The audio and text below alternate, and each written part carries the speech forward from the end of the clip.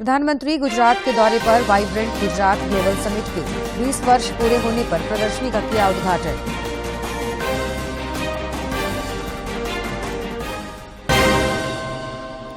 जमीन खरीद बिक्री मामले में मुख्यमंत्री हेमंत सोरेन को प्रवर्तन निदेशालय का 5वां समन।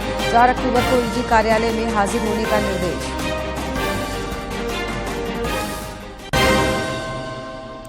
और सूरत कप फुटबॉल अंडर 17 में झारखंड की बेटियों ने हरियाणा की टीम को 3-0 से हराकर दूसरी बार खिताब किया अपने नाम। जमशेदपुर में 15वीं स्टेट तीरंदाजी प्रतियोगिता का शुभारंभ।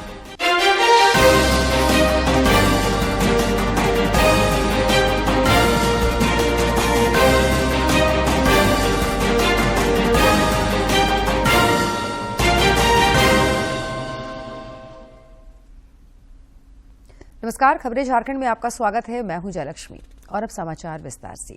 राष्ट्रपति द्रौपदी मुर्मू इंदौर में आयोजित स्मार्ट सिटी नेशनल कॉन्फ्रेंस में शामिल हुई और वहां बेहतर प्रदर्शन करने वाले शहरों को स्मार्ट सिटी पुरस्कार प्रदान किए।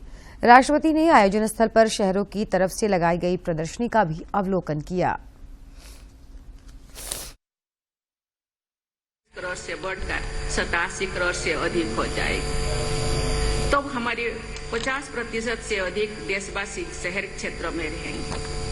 भारत के शहर आज देश की जीडीपी में लगभग 2/3 योगदान करते हैं। अनुमान है कि शहरों का जीडीपी को कुल योगदान वर्ष 2047 तक 80% से अधिक हो जाएगा। इन आंकड़ों से ये संदेश मिलता है कि शहरों और नगरवासियों की बढ़ती आकांक्षाओं और जरूरतों को ध्यान में रखकर भविष्य का रोड मैप तैयार करना है और उस पर आगे बढ़ना है। एक महत्वपूर्ण मुद्दा जो प्रत्येक विषय पर तथा हर स्तर पर सतत विकास की चर्चा में शामिल है, वो है क्लाइमेट चेंज। इस संदर्भ में climate smart cities assessment framework जो भारत के 100 स्मार्ट शहरों के लिए शुरू किया गया है, और इस बात का उदाहरण है कि शहरों में जलवायु परिवर्तन पर राष्ट्रीय स्तर पर कैसे कार्य किया जा सकता है। आज शहरों में एनर्जी एफिशिएंसी के लिए ग्रीन बिल्डिंग्स तथा रिन्यूएबल एनर्जी पर जोर दिया जा रहा है, लेकिन इन क्षेत्रों में नरेंद्र मोदी आज गुजरात के दौरे पर हैं। सबसे पहले वाइब्रेंट गुजरात ग्लोबल समिट के 20 साल पूरे होने को लेकर आयोजित समारोह में शामिल हुए। इस दौरान प्रधानमंत्री ने सम्मेलन को संबोधित भी किया। अपने संबोधन में प्रधानमंत्री ने कहा कि वाइब्रेंट गुजरात की सफलता के पीछे कई स्पेसिफिक कारण हैं। आपके बीच आकर मुझे बेहद खुशी हो रही है। मुझे याद है बरसों पहले मैंने एक बार कहा था, वाइब्रेंट गुजरात ये सिर्फ ब्रांडिंग का आयोजन भर नहीं है, बल्कि इससे बढ़कर बॉन्डिंग का आयोजन है। दुनिया के लिए ये सफल समिट एक ब्रांड हो सकती है, लेकिन मेरे लिए ये एक मजबूत बॉन्ड का प्रतीक है। ये वो बॉन्ड है जो मेरे और गुजरात के 7 करोड़ नागरिकों से उनके सामर्थ्य से जुड़ा हुआ है। ये वो बॉन्ड है जो मेरे लिए उनके असीम स्नेह पर आधारित है। इससे पहले प्रधानमंत्री नरेंद्र मोदी ने वाइब्रेंट गुजरात ग्लोबल समिट के 20 साल पूरे होने पर प्रदर्शनी का उद्घाटन किया।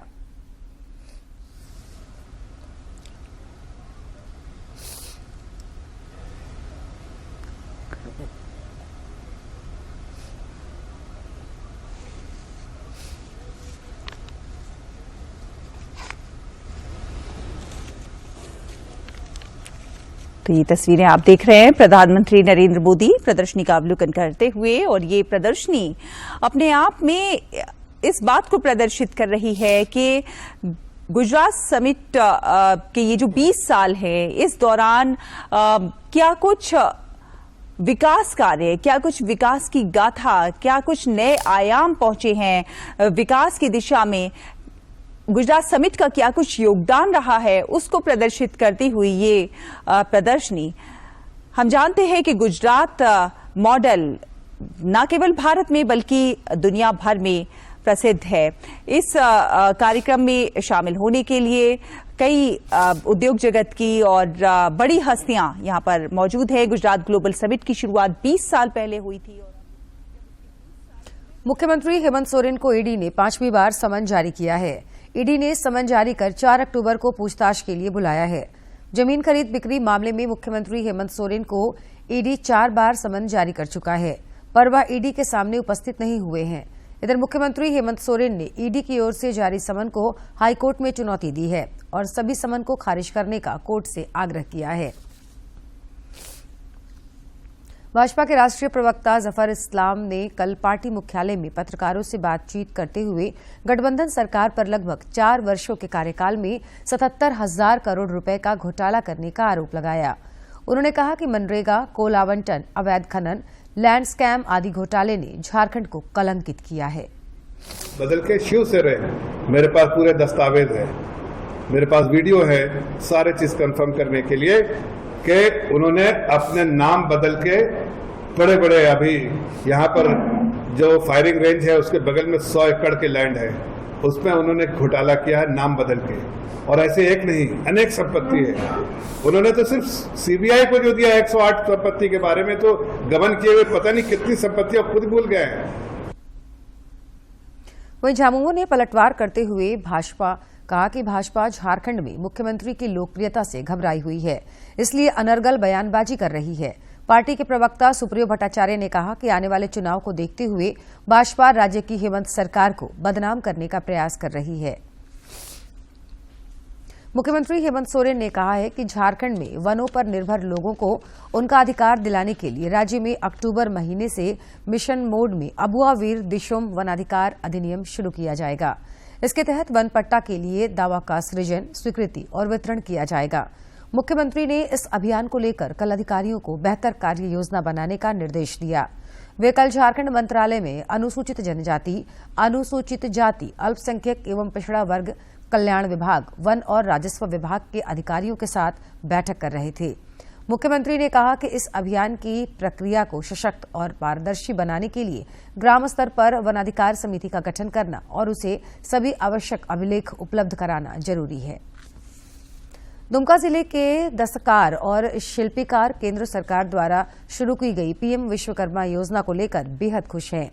इस जिले में कास्ट, पत्थर, मिट्टी, बांस, चमड़े, धातु आदि के पेशेवर शिल्पकारों की संख्या काफी अधिक है, जिन्हें कार्यशील पूंजी, प्रशिक्षण और प्रोत्साहन की बेहद जरूरत थी। ऐसे में यह योजना इनके लिए वरदान साबित होगा। दुमका के कास्ट शिल्पीकार मुकेश शर्मा कहते हैं कि प्रधानमंत्री नरेंद्र मोदी ने इस योजना को लॉन्च कर उन्हें आर्थिक रूप से स्वावलंबी बनने का बड़ा अवसर दिया है। विश्वकर्मा योजना जो निकला है उससे हम कारीगरों को बहुत फायदा होगा, सीखने का भी मौका मिलेगा और प्रधानमंत्री जो टूल किट खरीदने के लिए जो दे रहे हैं कुछ पैसा वगैरह, तो उससे भी हमें बहुत मदद मिलेगी। वहीं दूसरे शिल्पकार जीवन शर्मा का कहना है कि योजना युवा पीढ़ी को अपने बाप दादा के पुश्तैनी धंधे को आगे बढ़ाने में मददगार होगी। प्रधानमंत्री विश्व योजना जो हम लोग को गरीब आदमी को लाभ मिलेगा। बहरहाल प्रधानमंत्री विश्वकर्मा योजना निश्चय ही पारंपरिक शिल्पियों के आर्थिक जीवन में बड़ा बदलाव लाएगी, ये उम्मीद शिल्पकारों को है। इस योजना को लेकर जहां शिल्पकारों में खासा उत्साह है, वहीं प्रशासन द्वारा भी योजना को धरातल पर उतारने की ठोस पहल शुरू कर दी गई है। दुमका से आरके नीरद की report. Singhbhum chamber of commerce and industries के चुनाव में टीम मुनका की जबरदस्त जीत हुई है। अध्यक्ष विजय आनंद मुनका और महासचिव मानव केडिया समेत सारे पदाधिकारी जीतने में सफल रहे हैं। वहीं सुरेश सोनथालिया टीम का भी एक पदाधिकारी चुनाव नहीं जीत पाया। खुद अध्यक्ष पद के प्रत्याशी सुरेश सेंथालिया लगभग 500 वोटों के अंतर से हार गए हैं। 1698 वोटों में विजय आनंद मुनका को लगभग 1100 और सुरेश सोनथालिया को 600 वोट मिले थे। पहली बार कार्यकारिणी में एक महिला ने भी जीत हासिल कर चंबर के टीम में शामिल हुई हैं। वो सब चीज को बारीकी से देखते हैं और उन्होंने हमारे 2 साल के काम को देखा है और हमको 2 साल का काम का इनाम दिया है। आरोप प्रत्यारोप को साइड कर दिया, जो लोग काम करते हैं उनको समाज ने आज पुरस्कृत कर दिया। मैं एक गहन उद्देश्य की भावना के साथ एक सकारात्मक बदलाव चाहती हूँ कि महिलाओं को भी व्यापार में उन्नति के अवसर समान मिले और एक समावेशी और न्यायदर्शी व्यापार का प्लेटफॉर्म मिले। चैम्बर में 2 वर्ष काम करके दिखाया था और परिवर्तन के नारे के साथ चैम्बर को संवारने के नारे के साथ लड़ाई लड़ी थी। मैं धन्यवाद देता हूँ चैम्बर के सदस्यों को जिन्होंने हमारी बातों को सराहा और हमें काम करने का अवसर दिया है। जिन उम्मीदों के साथ सदस्यों ने हमें अवसर दिया है उस पर हम लोग खरा उतरने का प्रयास करेंगे। जब से मैं चुनाव में खड़ा हूँ तब से लोग मुझे हमेशा बधाई देते थे, तुम्हारी जीत निश्चित है, लेकिन मुझे मेरी जीत नहीं चाहिए थी, मुझे पूरे टीम की जीत चाहिए थी। और आज बड़ी खुशी की बात है, पूरे 11 के 11 पदाधिकारी जीत के आए हैं। जामताड़ा जिले में भाई बहन के अलौकिक प्रेम स्नेह का पर्व कर्मा करमडाली के विसर्जन के साथ संपन्न हो गया। इस दौरान बहनों ने भक्तिभाव से पूजा आराधना कर भाई के दीर्घायु होने की कामना की। बहनों ने पूजा आराधना के साथ साथ पारंपरिक नृत्य भी प्रस्तुत किया।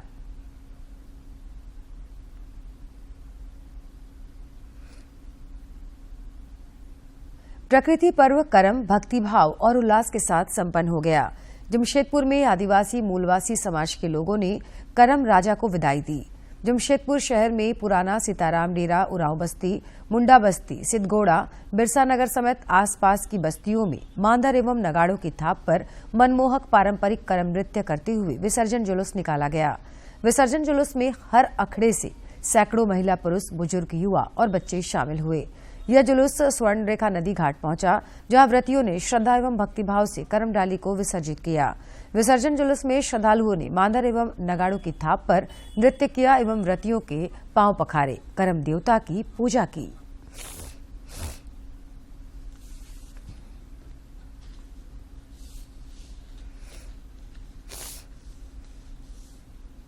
मुख्यमंत्री हेमंत सोरेन ने पर्यटन विभाग द्वारा प्रस्तावित नेतरहाट इको फेस्टिवल 2023 के आयोजन की तैयारियों को लेकर बैठक की।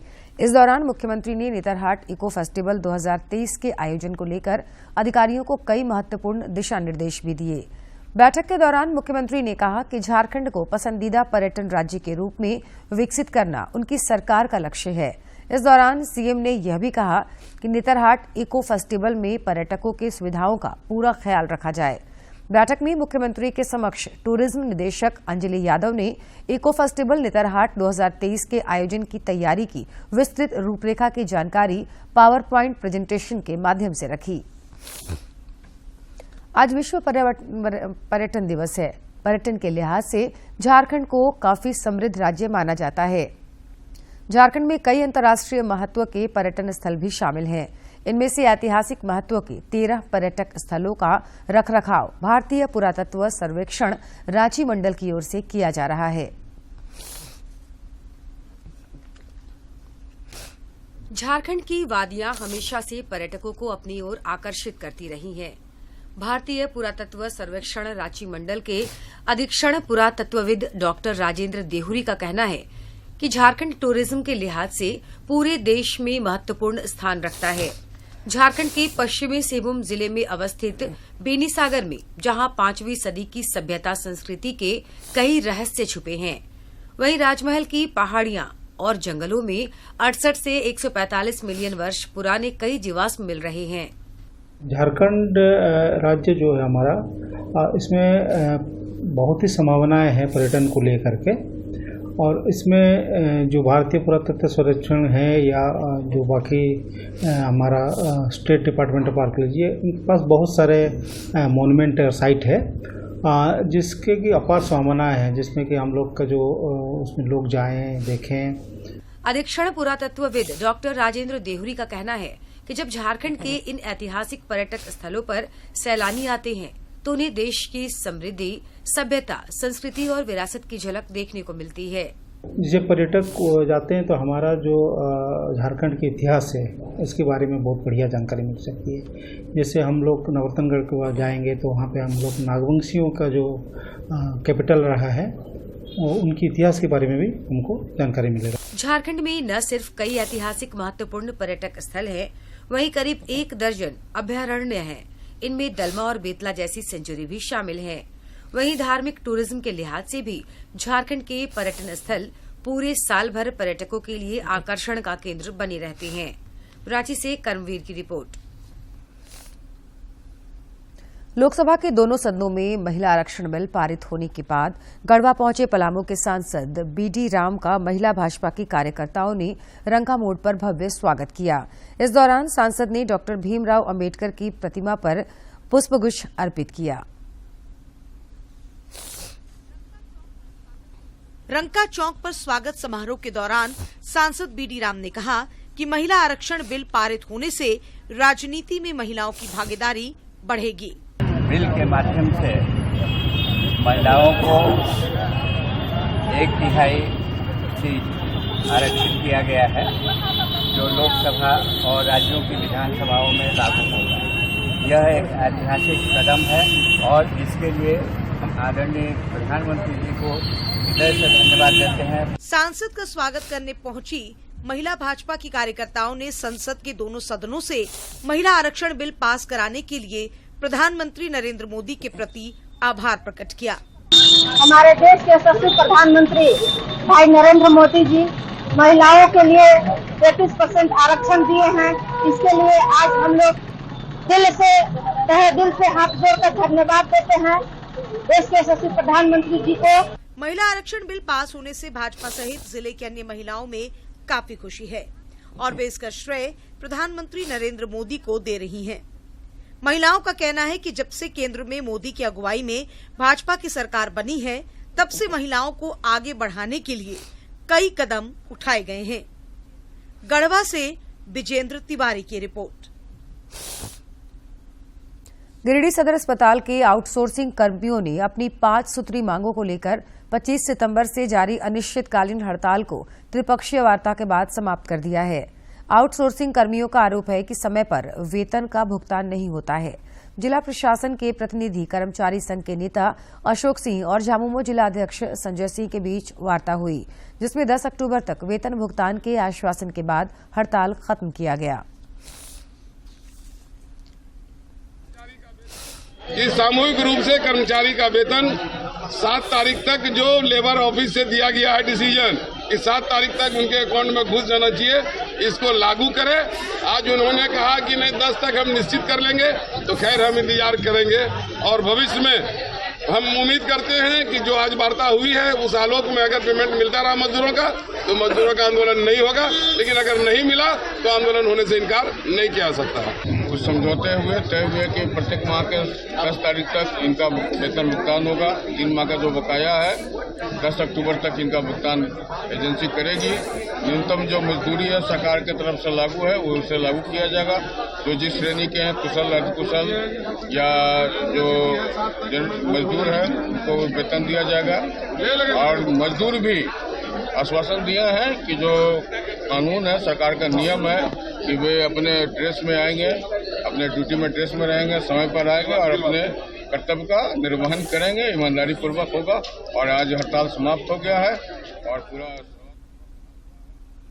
प्रवासी मजदूरों को सरकारी योजनाओं की जानकारी देने के लिए कोडरमा रेलवे स्टेशन पर कियोस्क खोला गया है। विभिन्न क्षेत्रों के कुशल एवं अकुशल मजदूर यहां आकर अपना निबंधन करा सकते हैं और सरकारी योजनाओं का लाभ ले सकते हैं।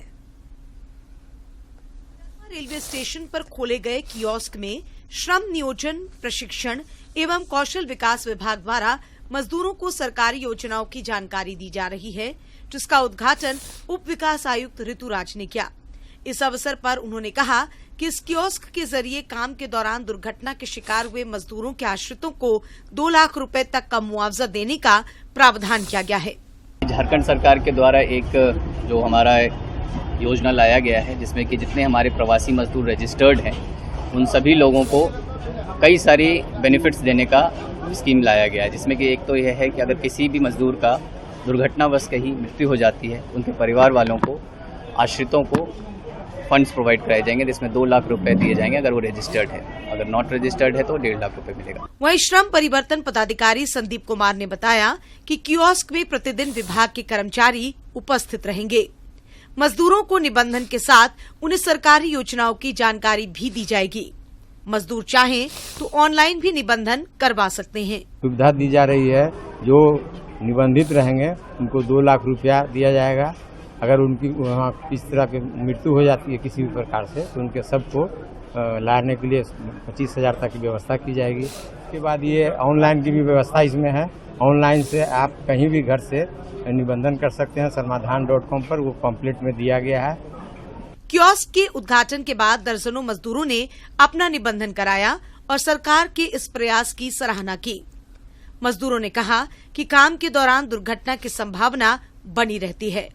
सरकार की इस पहल से मजदूरों को दुर्घटना के बाद त्वरित लाभ मिलेगा। मजदूर काम करने के लिए आए हैं, कुछ हो गया घटना, जैसे अभी दूसरा जगह काम किए हैं, पैसा नहीं मिला हमको, तो वहाँ से पैसा कंप्लेन करेंगे करके पैसा मिलेगा हमको। कि मजदूर भाइयों कहीं बाहर चल जाता है, ठीक है, वहाँ से गिर गया, जब कुछ घटना घट गया तो सरकार के लाभ से हिसाब से 2 लाख रुपया दिया जाएगा उसको। है बिल्डिंग लाइन में काम कर रहा है, चाहे कहीं भी काम कर रहा है, अगर गिर गया, वहाँ से कुछ हो गया, उसका वजह सरकार के ऊपर दिया जाएगा। झारखंड के विभिन्न जिलों के लाखों मजदूर दूसरे प्रदेशों में काम करते हैं।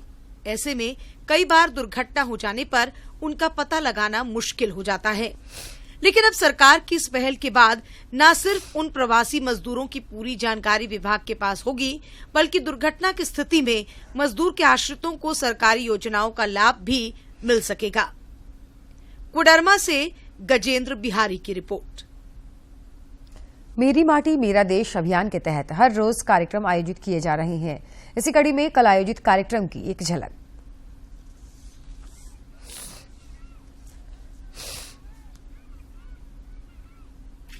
हर घर का नारा है, हर घर का नारा है, वीरों का बंधन, वीरों का बंधन, वीरों का बंधन।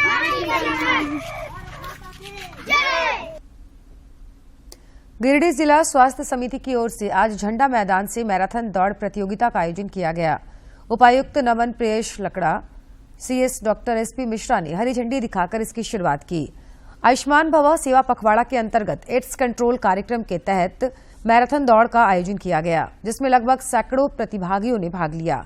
यह मैराथन दौड़ झंडा मैदान से आरंभ होकर मधुबन बीजिस चौक से होते हुए जिला परिषद, मकतपुर चौक, कालीबाड़ी चौक होते हुए अंबेडकर चौक से पुनः झंडा मैदान पहुंचकर समाप्त हुई।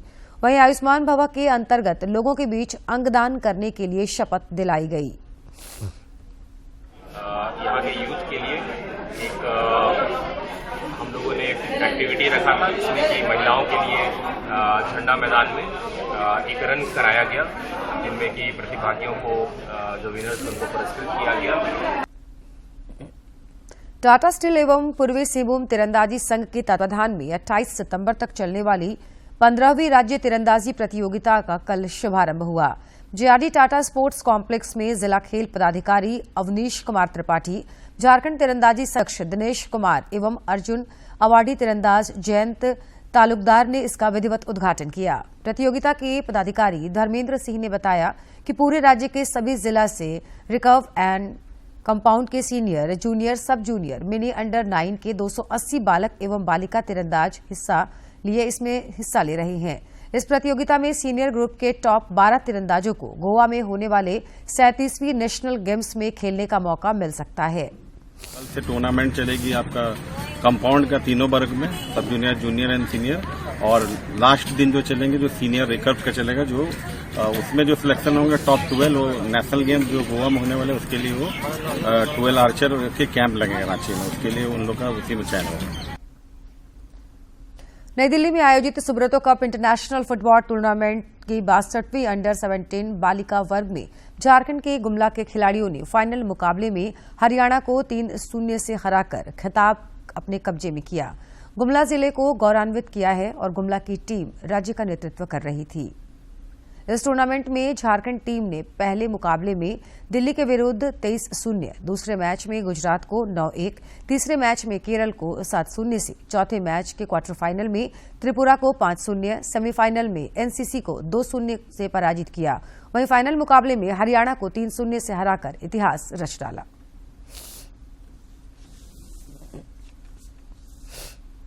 और खबरों के अंत में एक नजर मुख्य समाचार पर।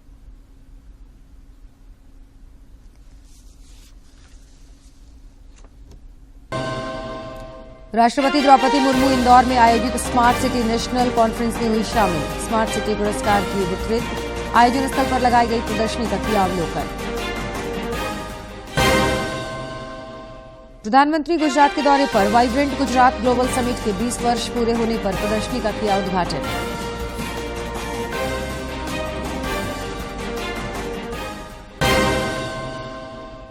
जमीन खरीद बिक्री मामले में मुख्यमंत्री हेमंत सोरेन को प्रवर्तन निदेशालय का 5वां समन। 4 अक्टूबर को ईडी कार्यालय में हाजिर होने का निर्देश।